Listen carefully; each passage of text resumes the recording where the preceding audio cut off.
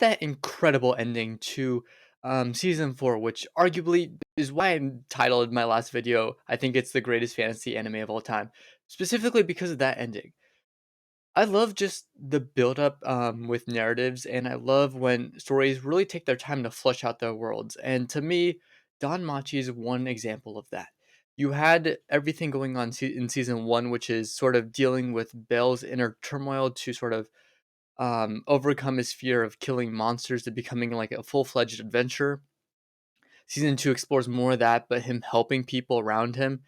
And that extends into season 3, which is him helping monsters at like a global scale. You know, these sentient monsters. I'm blinking on their names right now, but you it's basically building on these themes to become more complex and to show that the world characters are much more than what they initially come across as, which is 2D.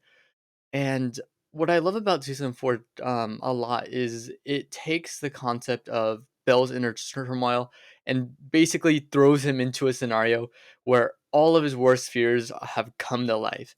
And now he's stuck, basically injured with Ryu, which is the elf girl that was introduced in season 1, but you really get to know her more during this season, stuck in the lower floors. And the lower floors, I love the concept of them because it's a place where it's desolate. Only the most expert of adventurers are able to go down there and come back unscathed.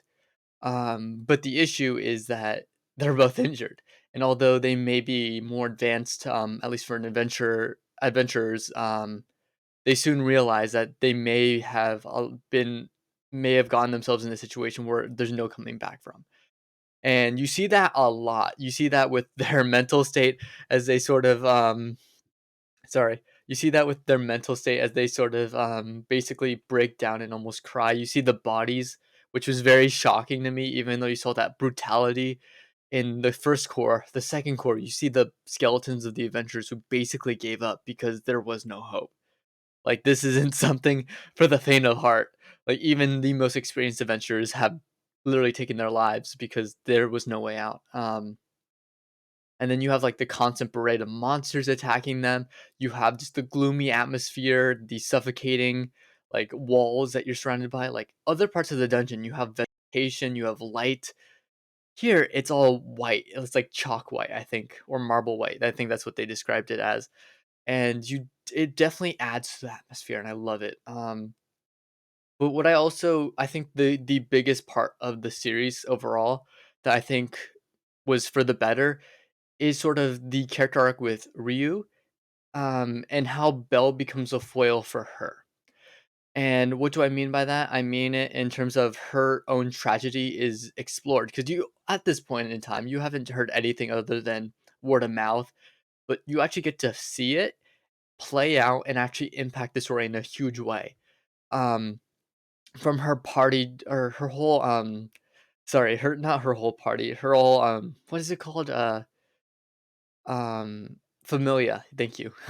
Her whole familia getting wiped out in one go by this juggernaut, this impossible, imposing force that was showing up in the first core of season 4 and basically decimated adventurers and basically injured Belle to the point where Belle couldn't do anything afterwards. So you have sort of the threat already there, but to see it in action, to see it having an emotional chain on Ryu throughout the their whole journey throughout the lower floors was just um really well done because it shows the hurdle that she has to overcome, and the way they settle it by the end I think was very mature for a show of this caliber. um because let's be honest, the first season was just like you got Hestia's boobs, that was like the main selling point, and then you had maybe some cool action here and there.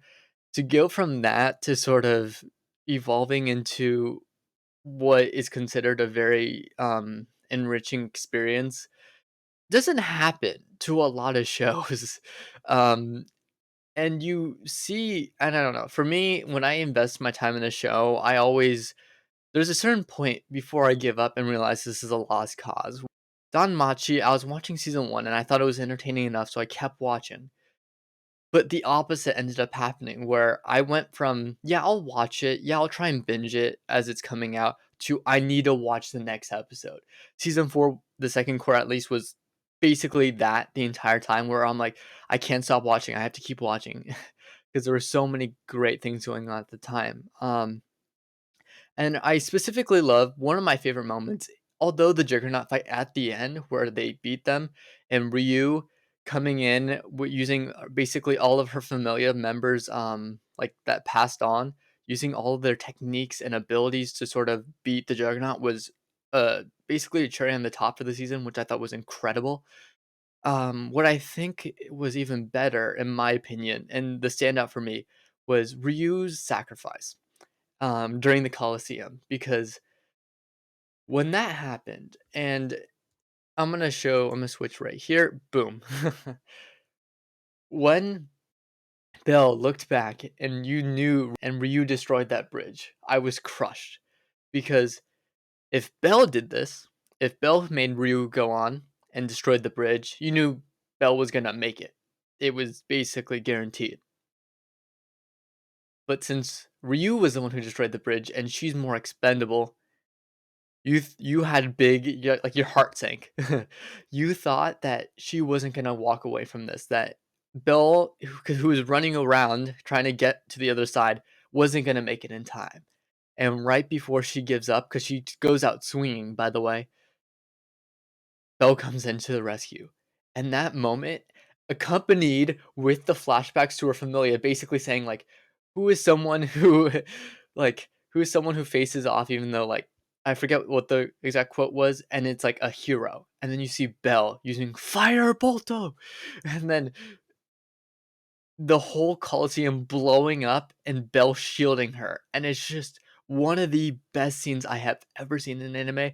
It was hype, to say the least. It was incredible. You love seeing Belle go from what he was at the start of the second core of season 4, which was basically hopeless. Ryu was basically pushing him to keep moving, to keep surviving, to the point where he overcame that, and regardless of how pitiful the Colosseum was, they were able to sort of fight on. And to me, that was probably my standout, at least for me for the season.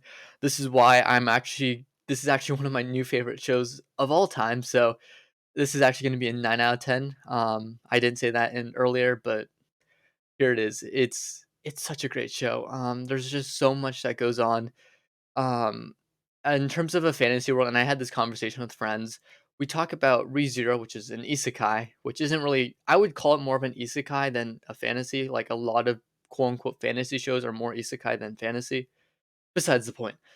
Um, what I really, really appreciate about sort of Danmachi is the world. Um, and what's so great is a lot of fantasy shows like ReZero, you don't want to live in this quote unquote fantasy. Same with Konosuba, same with Overlord. You don't want to live in these worlds. When I look at Don Machi, I want to live there. I want to join a familia that's basically under a goddess or god that oversees it. I want to go into the dungeon and explore and get riches. I want to fight monsters, but also rescue the monsters, you know? There's so much going on in this world that like, it's so immersive, and it's like, I could see this working out. I could see the safe space of the world literally being the surface, while the dungeons are all dangerous, but if you don't go into the dungeons, you're fine. Like, I don't like in a fantasy world where you're always having to look over your shoulder in case someone tries to murder you or anything. It's very much like the danger is in a certain place and you get to travel there as an adventurer and you can reap the rewards, but then you also have a place to chill. Like you have the bars, you can hang out with friends, you have your familia home, which is amazing. And I don't know, it's just for me, Don Machi just exemplifies everything I love about a fictional story. Great characters, great world, great antagonist like the Juggernaut, mwah, chef's kiss. It was a great antagonist and foil for Ryu. Um, and yeah, I just love the supporting characters. Like all of Belle's friends did an amazing job doing a lot of things without their leader, and holding off. And I also love Cassandra as much as she kind of got grating with her repeating the prophecy and no one listening to her, I did like how eventually her friend ended up saying, "All right, we'll listen to you this once," and it ended up saving them in the end. Um, and yeah, I just think Danmachi overall is a great show. I think there's a lot to look forward to. If we get a season 5, I heard things of people who read them. It's either a light novel or manga. I'm not entirely sure, but people who read ahead and the source material say that it's just going to get better and better, and I cannot wait for that. I want to see more of Bill. I want to see more of this world, and I want to see more of Ryu and how many other girls he can pick up. Um, and yeah, that just ends my spoiler review, 9 out of 10 show. And what do you guys think? Do you guys want a season 5? What are the chances of season 5? I think it's 50-50. It's up in the air because not many people were talking about the season, but the people who were talking about the season were praising it. So let me know your comments or thoughts in the comments below, and I'll catch you guys in the next one. Peace.